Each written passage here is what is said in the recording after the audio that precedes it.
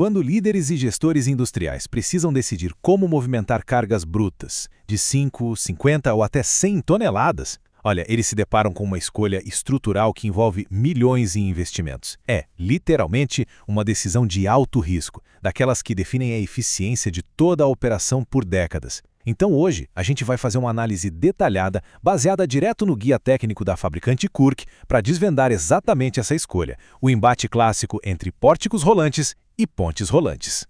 Bom, o nosso roteiro hoje foca nos critérios técnicos e financeiros que realmente importam. A gente vai passar de forma bem direta por 1. A diferença entre pórtico e ponte. 2. Os modelos e a logística. 3. Aqueles setores obrigatórios. 4. O planejamento da fundação. 5. IP55 e a manutenção. E, para fechar, 6. A decisão estratégica de ROI. Vamos lá? Começando então com o ponto 1, pórtico versus ponte rolante.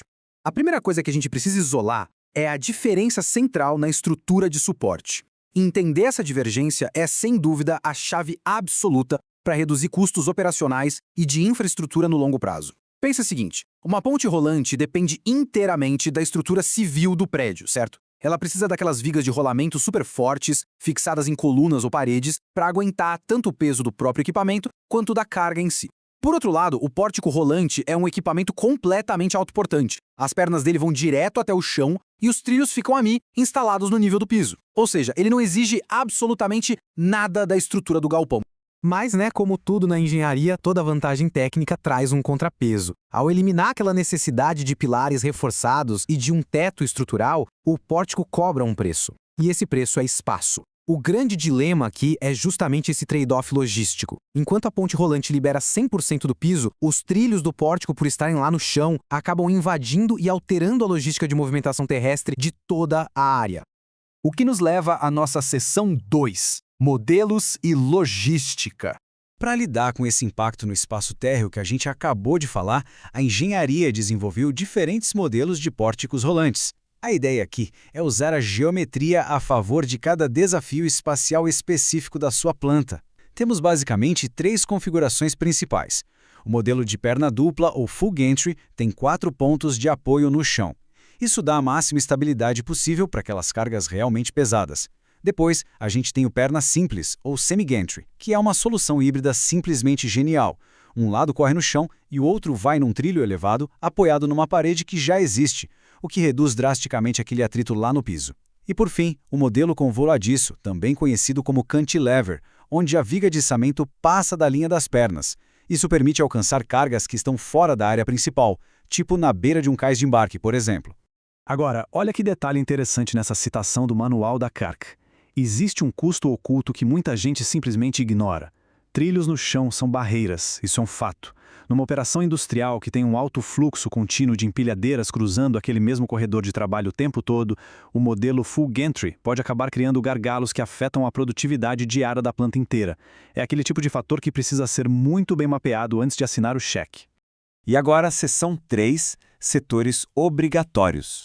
Existem alguns cenários, aquelas situações clássicas de bandeira verde, onde pensar em ponte rolante não é nenhuma opção viável. Nesses ambientes, o pórtico rolante é uma necessidade absoluta, inegociável. É aqui que a estrutura autoportante brilha de verdade. Imagina só, pátios gigantescos de concreto pré-moldado ao ar livre, grandes estaleiros navais movimentando blocos inteiros de aço ou pátios de serrarias cheios de toras de madeira. Seria financeiramente loucura construir um galpão monumental só para segurar trilhos elevados, concorda? E até mesmo dentro de fábricas fechadas. Se o galpão for mais antigo e a estrutura civil for mais fraca, o pórtico rolante acaba sendo a única rota técnica para elevar as cargas sem correr o sério risco de colapsar o prédio inteiro. Entrando na seção 4, planejamento perfeito da fundação. Já que o equipamento todo vai se apoiar no solo, a fase mais crítica para gerenciar os riscos e garantir aquela durabilidade de longo prazo não é a montagem do aço lá no alto, é o planejamento da fundação por onde essas toneladas todas vão deslizar. A instalação exige uma coreografia super precisa entre o fabricante e a engenharia civil. São 3 etapas bem rigorosas que a gente tem que seguir. Primeiro de tudo, o fabricante, tipo a Kurk, entrega o memorial de cálculo com as cargas exatas que cada roda vai transmitir para o chão. Segundo, com base nisso, o engenheiro civil dimensiona não um piso de concreto comum, mas vigas de fundação reais, parrudas, capazes de aguentar todo esse estresse repetitivo. E o terceiro passo, que é de longe o mais crítico, a execução do nivelamento rigoroso desses trilhos. Pessoal, o ponto-chave aqui é observar essas tolerâncias bem de perto. A gente está falando de máquinas brutas que erguem dezenas de toneladas todos os dias, mas que, ironicamente, exigem uma precisão de relojoaria. Dá só uma olhada nisso. O desvio longitudinal máximo permitido em toda a extensão do trilho é de míseros 5 milímetros, e o desvio transversal entre um lado e outro é de absurdos 3 milímetros. Se você ultrapassar essas margens, que são quase invisíveis a olho nu, isso causa um baita desequilíbrio e uma carga lateral super severa na estrutura inteira.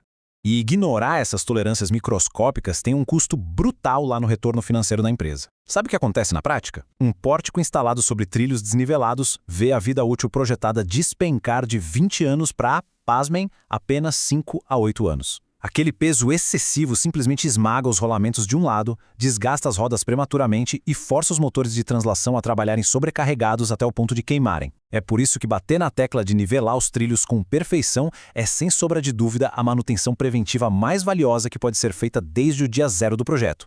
Vamos para a seção 5, IP55 e manutenção. Seguindo para outro ponto vital da longevidade operacional, especialmente em aplicações ao ar livre, tá?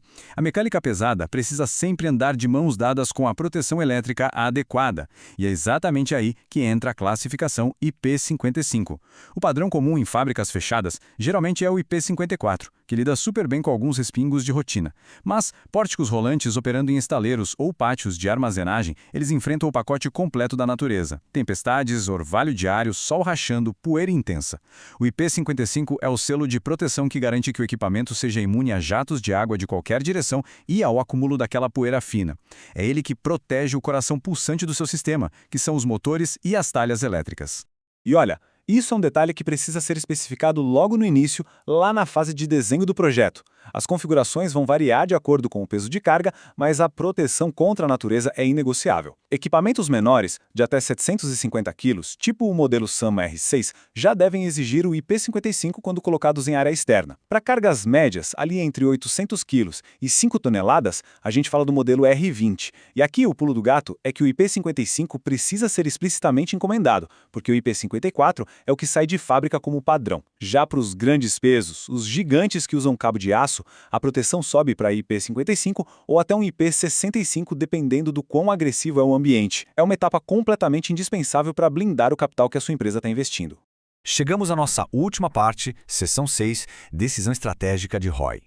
Bom, depois de dissecar todas essas complexidades, da logística terrestre, da precisão maluca de nivelamento dos trilhos e da blindagem climática, a nossa análise finalmente culmina na mesa de decisões. Como a gente consolida todos esses dados para fazer a compra certa com o maior retorno sobre o investimento possível? Essa matriz final coloca justamente na balança as restrições logísticas contra as limitações da engenharia civil. A regra de bolso é a seguinte: se já existe um galpão com colunas super capazes, ou se o piso da fábrica é praticamente uma rodovia de empilhadeiras cruzando o tempo todo, a ponte rolante vence sem muito esforço. O custo de instalação é menor por não precisar daquelas fundações profundas de solo e ela não vai atrapalhar o trânsito do pessoal lá embaixo. Agora, se não tem prédio construído ou se a operação exige o céu aberto e contato direto com o clima, aí não tem o que pensar. O pórtico rolante é a resposta singular e definitiva para o seu problema. Ah, e tem também um truque final na manga do pórtico que os gestores mais estratégicos simplesmente adoram. Diferente de uma ponte rolante, que fica ali essencialmente casada e soldada com o destino daquele prédio específico, os pórticos oferecem o que a gente chama de flexibilidade estratégica. Imagina que o layout da planta vai mudar daqui a uns 5 anos. Não tem problema, o pórtico pode ser inteiramente desmontado e movido para uma área diferente. Basta que novos trilhos no chão sejam instalados na área nova e pronto, você mantém esse ativo tão valioso operando normalmente, acompanhando o crescimento da empresa. No fim das contas, uma máquina nunca vai ser mais forte do que a base que a sustenta. Decidir entre usar o espaço aéreo ou investir no solo não é só uma questão de onde os trilhos vão ser cravados, mas sim de como todo o material, o fluxo logístico mesmo, deve rodar de forma suave pela operação. Ao olhar para as plantas industriais e para os pátios modernos de hoje, a gente precisa deixar um questionamento bem sério no ar. Será que as limitações invisíveis de prédios mais antigos estão criando um verdadeiro teto de vidro segurando a eficiência da operação? Ou será que o caminho mais inteligente a longo prazo é justamente assumir o chão e erguer toda a operação a partir de bases completamente novas e independentes? Pensem muito bem sobre isso no próximo grande projeto.